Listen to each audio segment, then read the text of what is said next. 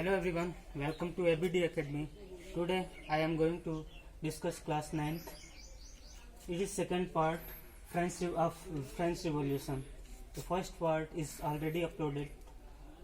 This in second part we will discuss about Society of France. Society of France is divided in three parts: first state, second state, and third state. First state having clergy, and second state having king and high class people there, and in third state common people as like farmer, servants, businessmen, etc. They were only taxpayers. The main taxpayers were common people. It means that taxpayers were farmers who have many low incomes, servants, businessmen, and 60% land having clergy and high class people. Only 40% land having third state. And tally direct tax.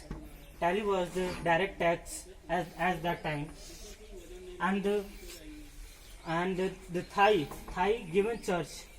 It is a tax type of tax which given to church of total income of 10% given by third state.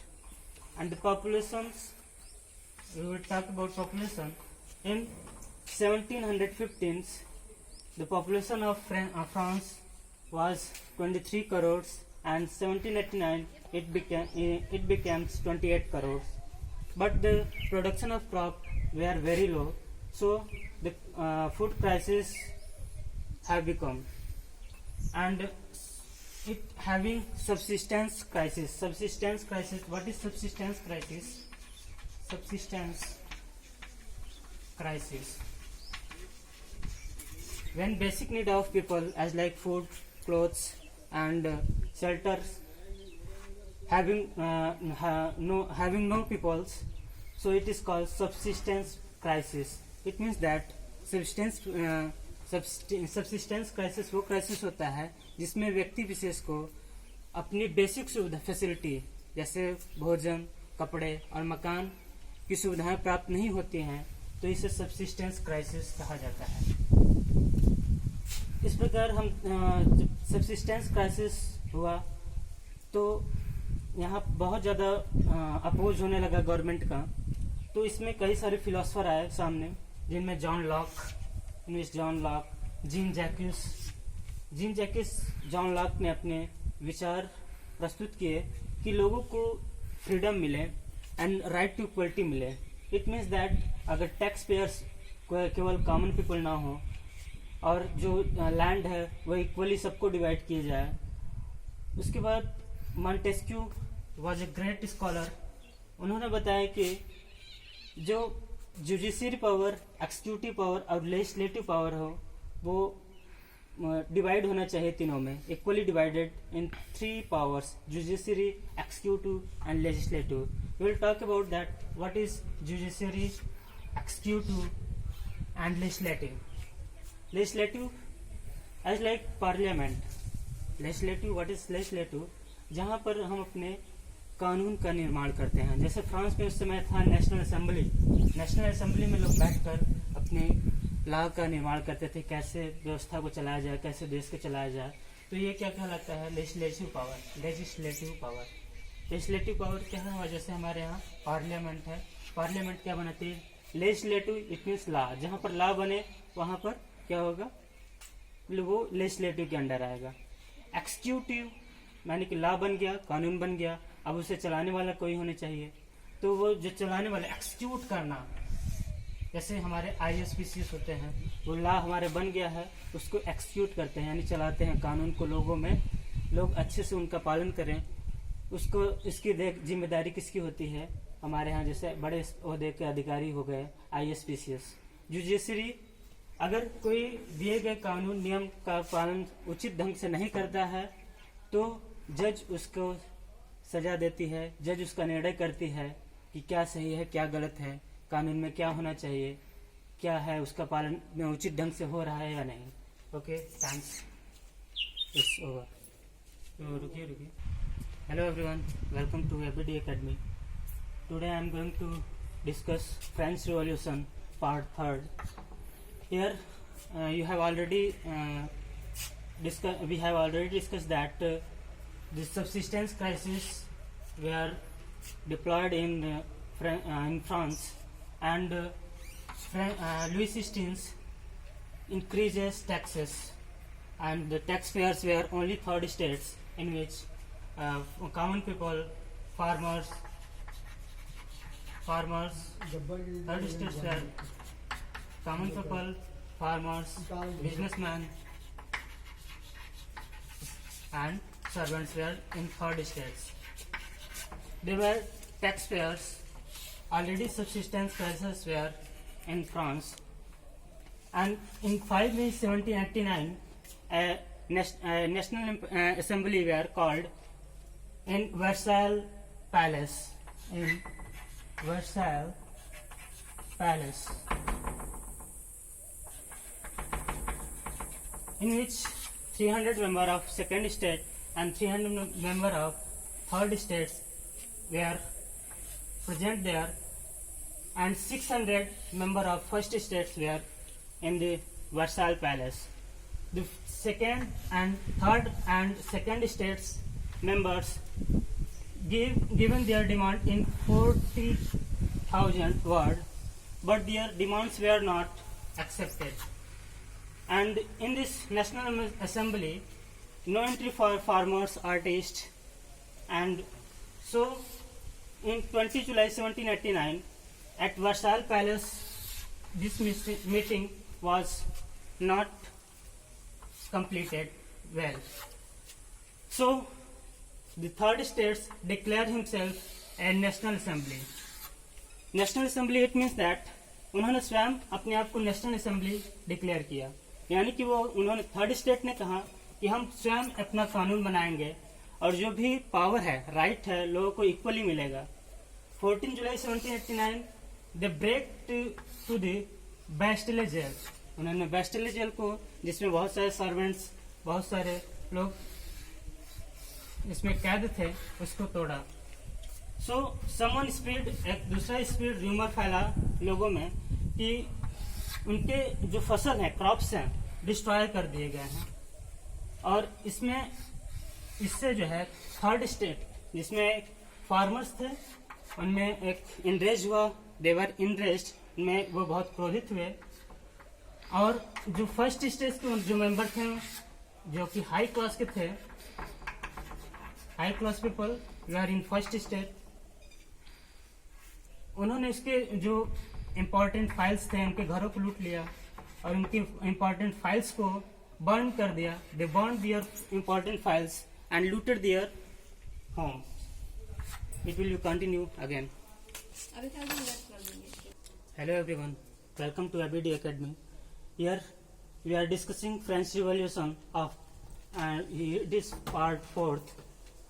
In 1791, new constitution were formed, and it is and equally divided in 3 rights: legislative, executive, judiciary.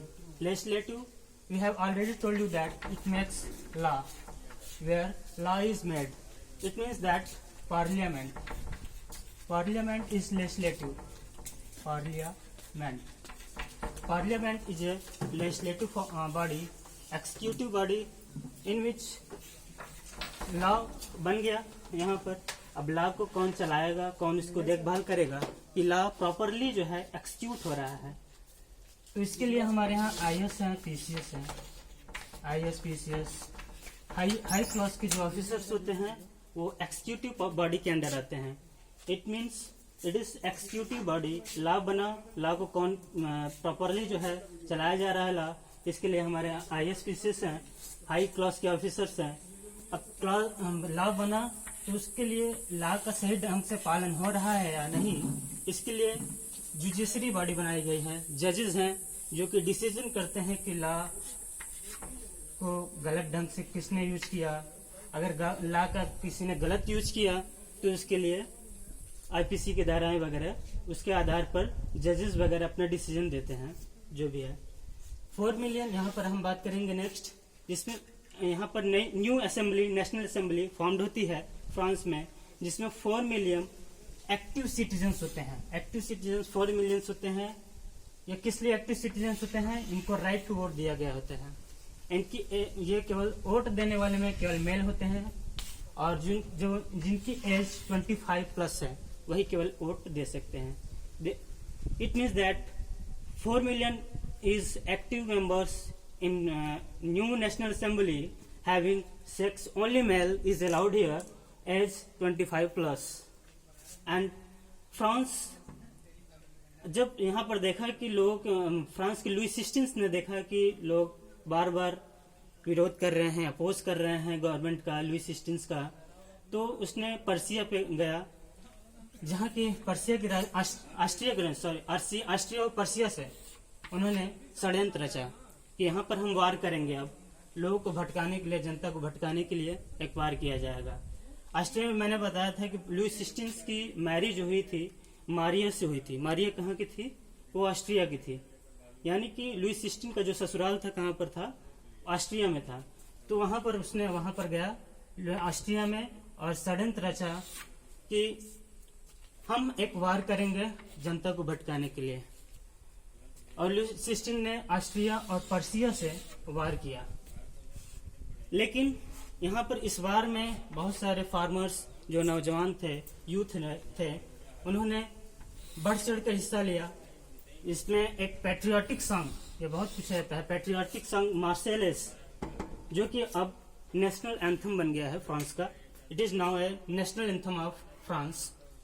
मार्सेले is the national anthem of France. यह राष्ट्रगान है मार्सेले France का। अब national assembly में अब लोगों ने बढ़ चढ़ कर हिस्सा लिया ही था ऑलरेडी, और लोगों का गुस्सा था, और ऑलरेडी लुई 16 ने ऑस्ट्रिया और पर्सिया से वार छिड़ गया था। लोगों ने यहाँ पर युद्ध में बढ़ चढ़ कर हिस्सा लिया, फार्मर्स ने भी हिस्सा लिया, और वार को समाप्त होने के बाद लोगों ने नेशनल असेंबली फार्मिंग की और लुई 16 को जेल भेज दिया। लुई 16 को अभी हम बताएंगे लास्ट में कि कैसे वो मरता है। गुलेटिन का आविष्कार होगा, अभी इन्वेंशन होगा गुलेटिन के द्वारा। तो यहाँ पर एक चीज और बताना है कि 25 plus man can be vote. एक नया फिर से नेशनल असेंबली का फॉर्मेशन होता है, and new national assembly were formed here in France. 21 यहाँ पर अभी तक अभी इसके पहले जो नेशनल असेंबली थी, यहाँ पर right to vote 25 plus male, only male were allowed here. And tax payer at least 3 days wages का था, जिनका इसका मतलब जो एटलीस्ट 3 डेज का टैक्स पे करते थे, और only male were allowed for casting vote, and ages were 25 plus. और न्यू जो कॉन्स्टिट्यूशन फॉर्म हुआ उसमें 21 प्लस हो गया, जिसकी एज 21 प्लस रहेगी, और केवल मेल अलाउड थे यहाँ पर। और एक न्यू जो नेशनल असेंबली यहाँ फॉर्म हुआ उसको नाम दिया गया convention. It was convention, national assembly का नाम कर दिया गया कन्वेंशन। अब हम बात करेंगे कि फ्रांस में मोनार्ची का अंत होता है, क्योंकि लुई 16 क्या जेल चला गया है। लुई 16 जेल चला गया तो मोनार्ची समाप्त होगा, जाहिर सी बात है। मोनार्ची जब समाप्त होगा, मोनार्ची का मतलब आप समझ गए होंगे, यानी राजतंत्र। The government that is run by king is called monarchy. 21 सितंबर 1792 France became monarchy to republic. France क्या बन गया? मोनार्ची से, यानी राजा की सत्ता समाप्त हो गया, और ये रिपब्लिक यानी एक गणतंत्र बन गया। रिपब्लिक का मतलब आप समझते होंगे। रिपब्लिक का मतलब ये होता है, the Republic is officially declare that the government that is run by the people for the people, यानी कि इसमें जनता ही जो शासन चलाने वाला होता है उसको चुनती है रिपब्लिक में। Clear? It will be continue from here. Thanks for listening as always.